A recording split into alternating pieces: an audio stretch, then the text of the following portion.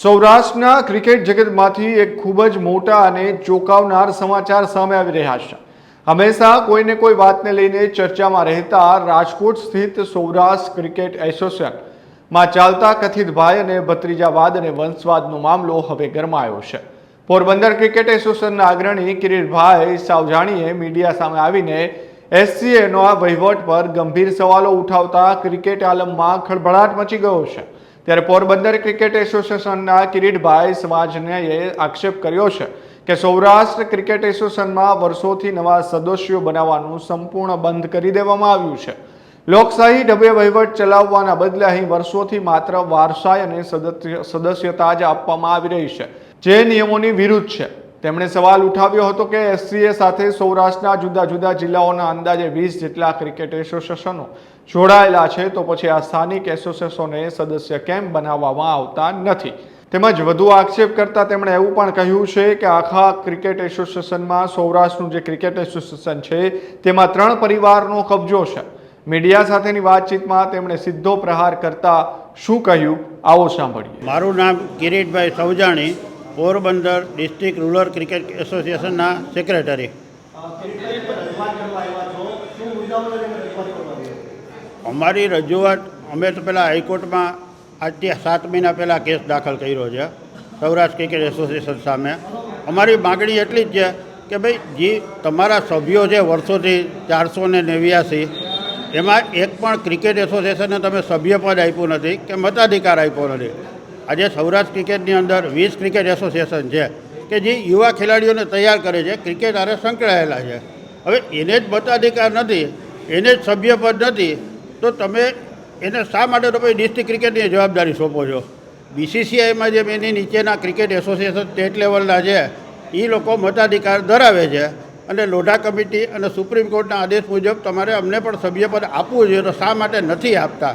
તમારા પરિવારના 489માંથી 126 સભ્યો છે, તો પરિવારવાદ જ હલાવો છે, તો પછી આ સંસ્થા શા કામની? આવું કરવાનું કારણ શું હોય છે કે તમારા કરવાનું કારણ તમે પોતે બધા હોશિયાર છો, જાણો છો કે ભાઈ મારી સંસ્થામાં 489 મેમ્બર છે, જે ક્રિકેટ ચલાવે છે એ જ 20 એસોસિએશન મારા સભ્ય નથી કે એને મતાધિકાર નથી, તો આનું અર્થઘટન સીધી સરળ ભાષામાં શું થાય કે હું માત્ર પરિવારવાદ જ ચલાવવા માગું છું? પૈસાની રમતમાં કદાચ આપણે ન પડીએ, પણ પડીએ તો એને આટલી બીસીસીઆઈમાંથી વાર્ષિક ગ્રાન્ટ આવે છે, આટલા ઇન્ટરનેશનલ ક્રિકેટ મેચો રમાય છે એની ગ્રાન્ટ આવે છે। એ ગ્રાન્ટ છે એમણે ડિસ્ટ્રિક્ટ ક્રિકેટ એસોસિએશન કે સૌરાષ્ટ્ર કચ્છના ક્રિકેટના વિકાસમાં વાપરવાની હોય। એના માટે કંઈ 500-700 કરોડની ફિક્સ રસીદ બેંકમાં રાખવાની શું જરૂર છે? જો બેંકમાં જ રાખવા હોય અને ભારત સરકારે બેંકમાં રાખે તો આ વિકાસ ક્યાંથી થાય? જો વિકાસ કરવો જ છે તો વાપરવા પડે, તો પછી તમારા ખાતામાં કે રસીદમાં ન રાખવાના હોય। ભૂતકાળમાં અનેક વિવાદ આવ્યા હતા। નિખિલભાઈ છે એમણે પણ ઉજાગર કર્યા હતા કે ક્રિકેટ બોક્સ લેવાની વાત હોય કે જમીન વેચવાની વાત હોય, આ વિવાદો કરવાથી અને પૈસાની લેવડ દેવડને લઈને જ આ કારણ મેમ્બર નથી બનાવવામાં આવતું। દરેક વસ્તુમાં હવે એમ ન કહો પૈસો જ જવાબદાર છે। ચાલો, ઘણી વખત સત્તાનો મોહે માણસને બીજાને સભ્ય બનાવતા અટકાવતા હોય। દરેક જગ્યાએ પૈસો જ મહત્વનો છે એમ ન કહો। એને પૈસાની બાબતમાં આર્થિક રીતે શું કર્યું શું નહીં એની યારે મને કંઈ નિસ્બત નથી। હું એટલું જ કહું કે તો બ્રિટિશરોએ એટલા વર્ષ રાજ કર્યું, ગાંધીજી ન ઉઠાવતા આઝાદી મેળવી હોત, અને હું તો આમાંથી આઝાદી અપાવવા જ માગતો। હું એટલું કહું કે અમને 20 એસોસિએશનને સભ્યપદ આપો।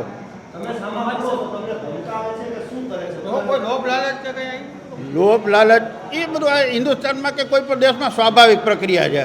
રહી વાત ધમકાવાની, તો ઉપરવાળા સિવાય મને કોઈ ધમકાવી નહીં શકે।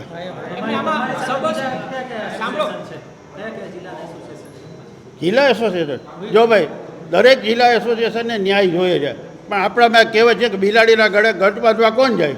અમે ગંઠ બાંધવા નીકળે છે। હવે સહકાર આપો તો આભાર, બધાના ન્યાય માટે લડીએ છીએ। આમાં કેટલા પરિવારનો કબજો છે? તમે એમ કહો છો સદસ્ય કેટલા? 126 સદસ્યો છે। અત્યારે તો 3 પરિવારનો જ કબજો છે, જે અમે હાઈકોર્ટમાં મૂકેલું છે। શાહ પરિવાર, કામદાર પરિવાર અને દોશી પરિવાર। દોશી પરિવાર છે એમના વર્ષોથી ચાર્ટર એકાઉન્ટન્ટ છે। ટ્રસ્ટના નિયમ મુજબ માનો કે હું ચાર્ટર એકાઉન્ટન્ટ હોય તો હું અમારી સંસ્થાનું ઓડિટ ન કરી શકું, પણ છેલ્લા 20 વર્ષોથી એ જ ઓડિટ કરે છે।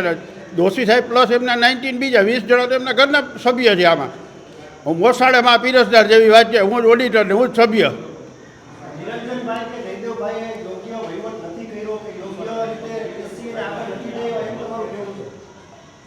કોણ કોને કેવી રીતે આગળ લઈ આવ્યા નથી એ મહત્ત્વનું નથી. જો તમને વર્ષે સરકાર 100-200 કરોડ આપતી હોય તો તમારી જવાબદારી આવે, તમારી જવાબદારી શક્ય એટલું કામ તમે કરતા જ હોય. હું નથી કરતા એમ નથી કહેતો, પણ જે પ્રમાણમાં થવું જોઈએ એટલું નથી થયું. હવે તમને પૂછવાનો છે અંતિમ સવાલ. લોઢા કમિટીએ જે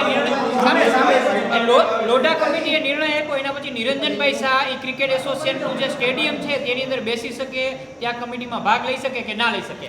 નિરંજન સાહેબ એક સામાન્ય સભ્ય છે અત્યારે, તો એવા તો 489 સભ્ય છે, બધાની એક ચેમ્બર ફાળવો તો ત્યાં તો થાય. જેટલો સામાન્ય સભ્ય માનો કે તમે કોઈ હોય એટલો સભ્ય પણ અધિકાર અત્યારે શાહ સાહેબ પાસે છે, નિરંજન સાહેબ પાસે.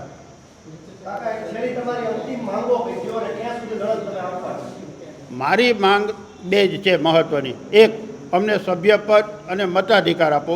નંબર 2, છેલ્લા 10 વર્ષનું આમનું માઇક્રો ઓડિટ કરાવો. સભ્યપદ જો હું છેલ્લા 9 વર્ષથી આ એસોસિએશન સાથે સંકળાયેલો છું, 9 વર્ષમાં તો આપ્યું નથી.